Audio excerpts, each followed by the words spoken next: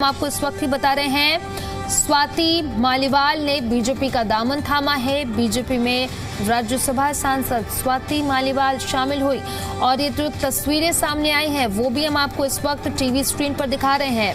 Delhi BJP अध्यक्ष वीरेंद्र सचदेवा की मौजूदगी में वो बीजेपी में शामिल हुई। तो ये तस्वीरें हम आपको टीवी स्क्रीन पर भी दिखा रहे हैं। आपको बता दें कि कुछ दिन पहले ही आपके 7 सांसदों ने बीजेपी में विलय किया था और अब आधिकारिक तौर पर स्वाति मालीवाल ने बीजेपी का दामन थामा है। ये तस्वीरें हम आपको टीवी स्क्रीन पर भी दिखा रहे हैं। राज्यसभा सांसद स्वाति मालीवाल बीजेपी में शामिल हुई हैं। वीरेंद्र सचदेवा की मौजूदगी में वो अब बीजेपी में शामिल हुई हैं। तो तस्वीरें हम आपको टीवी स्क्रीन पर भी दिखा रहे हैं। कुछ दिन पहले ही राघव चड्ढा समेत 7 सांसदों ने आपसे बीजेपी में विलय किया था और ये तस्वीरें हम आपको टीवी स्क्रीन पर भी दिखा रहे हैं। स्वाति मालीवाल ने बीजेपी में वो शामिल हुई हैं, बीजेपी का उन्होंने दामन थामा है और ये जो तस्वीरें सामने आई हैं वो हम आपको मैं प्रधानमंत्री मोदी जी और गृह मंत्री अमित शाह जी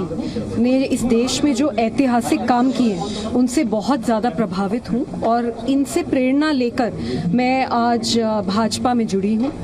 मैं भाजपा में किसी मजबूरी से नहीं आई। मैं भाजपा के कामों में बहुत सालों से दिलचस्पी रख रही हूँ और मैं ये बताना चाहूँगी कि जब मैं दिल्ली महिला आयोग का भी काम कर रही थी तो क्योंकि मैं भी बिल्कुल न्यूट्रल तरीके से काम कर रही थी, मुझे भाजपा की तरफ से भी काफ़ी सपोर्ट था। तो मैं आज बहुत इमोशनल हूँ। ये मेरे लिए एक बहुत ज़रूरी और बहुत इम्पोर्टेंट दिन है। मैं काफ़ी इमोशनल भी हूँ। आज मैं यहाँ पे आई, अध्यक्ष जी थे, कमलजीत जी थी, सब लोगों ने मुझे अपने परिवार में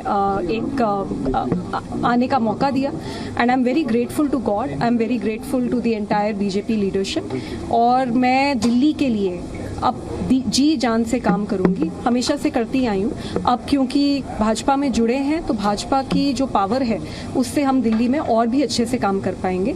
पिछले 10 सालों में हम देख रहे हैं कि किस तरीके से आम आदमी पार्टी की सरकार ने, केजरीवाल जी ने दिल्ली में बहुत ही ज़्यादा लूट मचा रखी थी, बहुत ज़्यादा बुरा हाल कर रखा था। सड़कें बिल्कुल ख़राब पड़ी थी, पानी की व्यवस्था बहुत ज़्यादा ख़राब थी। दिल्ली वासी जो मूल व्यवस्था है उसके लिए तरस रहे थे। अभी पिछली 2 साल में रेखा गुप्ता जी की सरकार ने काफ़ी काम करने की कोशिश करी है। अभी और बहुत काम करने की ज़रूरत है और सब मिलके अब ये काम करेंगे। अरविंद केजरीवाल सत्याग्रह पे हैं और मैम उन्होंने ये कहा है कि वो स्वर्ण कांता शर्मा की कोर्ट में ना वो जाएंगे ना सिसोदिया जाएंगे और वो कह रहे हैं कि अब सत्याग्रह का रास्ता राजघाट गए हैं। क्या कहेंगे? देखिए, अरविंद केजरीवाल जी को ड्रामा करने की आदत है और ये कोई आज की आदत नहीं है, ये बहुत समय से उनकी आदत है। आज हालत ये हो गई है कि अरविंद केजरीवाल जी के चलते आम आदमी पार्टी और अरविंद केजरीवाल दोनों ही पूरे देश में ड्रामा, झूठ, फरेब, गुंडागर्दी, भ्रष्टाचार इसके लिए जाने जा रहे हैं। तो ये बहुत शर्म की बात है और मुझे तो लगता है कि राजघाट पहुंच ही गए हैं अरविंद केजरीवाल जी, तो वहाँ बैठ के थोड़ा सा चिंतन कर लें कि वो क्या करना चाह रहे हैं। इस देश की न्याय व्यवस्था पे सवाल उठाना, इस देश के प्रधानमंत्री पे सवाल उठाना, ये कॉन्स्टिट्यूशनल बॉडीज हैं। आप किस तरीके की पर्सनल अटैक कर रहे हैं, कैसी राजनीति है? इसी राजनीति से त्रस्त होकर मैंने वहां से आम आदमी पार्टी छोड़ी है और मैंने भाजपा ज्वाइन करी है और मुझे पूरा विश्वास है कि भाजपा में रहकर मैं दिल्ली वालों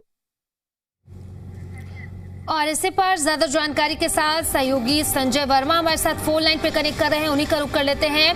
संजय, बीजेपी में आधिकारिक तौर पर स्वाति मालीवाल अब शामिल हो गई हैं, क्या कुछ अपडेट? बिल्कुल, देखिए अगर बात करें क्योंकि पहले ही जिस तरह से कहा गया था कि 7 जो सांसद थे वो राज्यसभा के, उन्होंने एक पत्र दिया था और उसमें स्वाति मालीवाल का भी नाम था, लेकिन आज आधिकारिक रूप से पुष्टि हो गई है कि स्वाति मालीवाल ने बीजेपी ज्वाइन कर लिया है। वो बीजेपी के दफ्तर पहुंची और उन्होंने वहां पर बीजेपी को ज्वाइन किया। हालांकि पहले ही पत्र में जो लिखा था, जो चिट्ठी भेजी गई थी, उसमें राघव चड्ढा, संदीप पाठक, अशोक मित्तल और हरभजन सिंह और आशीषी का भी नाम था। तो इसको लेकर 7 जो सांसद थे उन्होंने बकायदा एक लेटर लिखा था राज्यसभा स्पीकर को और उसके बाद आधिकारिक रूप से जो थे वो संदीप पाठक और राघव चड्ढा, तो वहाँ पे बीजेपी नेशनल में वहाँ पे जाके ज्वाइनिंग करी थी। लेकिन आज जो स्वाति मालीवाल है वो वहाँ पर बीजेपी के दफ्तर पहुंची है और बाकायदा उन्होंने वहाँ पर बीजेपी ज्वाइन किया और उन्होंने अपनी साफ आगे की रणनीति का भी खुलासा कर दिया कि किस तरह से वो दिल्ली वालों के लिए काम करेगी, दिल्ली वालों के विकास के लिए काम करेगी।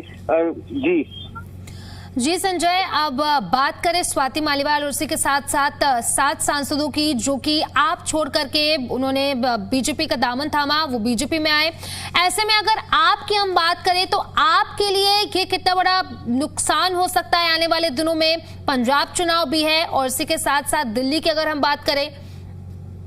बिल्कुल, देखिए आम आदमी पार्टी को एक बहुत बड़ा झटका लगा है। ये छोटा मोटा झटका नहीं है कि उसके 7 सांसद राज्यसभा के और वो एकदम अचानक वहाँ बीजेपी ज्वाइन करते हैं, अलग पार्टी का गठन करते हैं, करने के बाद विलय कर लेते हैं बीजेपी के अंदर और बाकायदा एक लेटर लिखते हैं। तो एक आम आदमी पार्टी के लिए एक बहुत बड़ा झटका है, क्योंकि आने वाले समय में पंजाब के कुछ समय बाद ही चुनाव है। ऐसे में वहाँ पर जिस तरह से, क्योंकि प्रभारी भी रहे हैं राघव चड्ढा और बात करें तो वहाँ पर हरभजन सिंह की और जो अन्य नेता है, तो उनको वहाँ पर पंजाब में उनको बड़ा झटका भी लग सकता है। आने वाले समय में ये देखा जा सकता है कि पंजाब में, क्योंकि विधानसभा चुनाव बहुत नजदीक है, ज्यादा समय नहीं है विधानसभा चुनावों को लेकर, तो ऐसे में आम आदमी पार्टी को वहां पर अपने विधायकों को संभालना बड़ा मुश्किल हो जाएगा। हो सकता है कि आने वाले समय में कुछ उठापटक देखने को मिले, जो अंदर की खबरें आ रही है उसमें, क्योंकि बड़ा प्रभाव रहा है वहां पर कुछ सांसदों का पंजाब के अंदर, तो कहीं ऐसा ना हो कि वहां पर जो आगे आने वाले समय में उठापटक देखने को मिल सकती है। तो कहीं ना कहीं इसका असर जो है आम आदमी पार्टी पर पड़ा है और आम आदमी पार्टी फिलहाल काफी सख्ते में है और वो अभी ये कोशिश करिए कि किसी तरह से इसको संभाला जाए। लेकिन क्योंकि अब बहुत देर हो चुकी है, सभी 7 सांसद आ चुके हैं, अब उनको लगता है कि पंजाब में जो पार्टी बचाने के लिए भी उनके सामने मुश्किल और चुनौती रहेगी। जी संजय, बहुत बहुत शुक्रिया आपका तमाम जानकारी के लिए।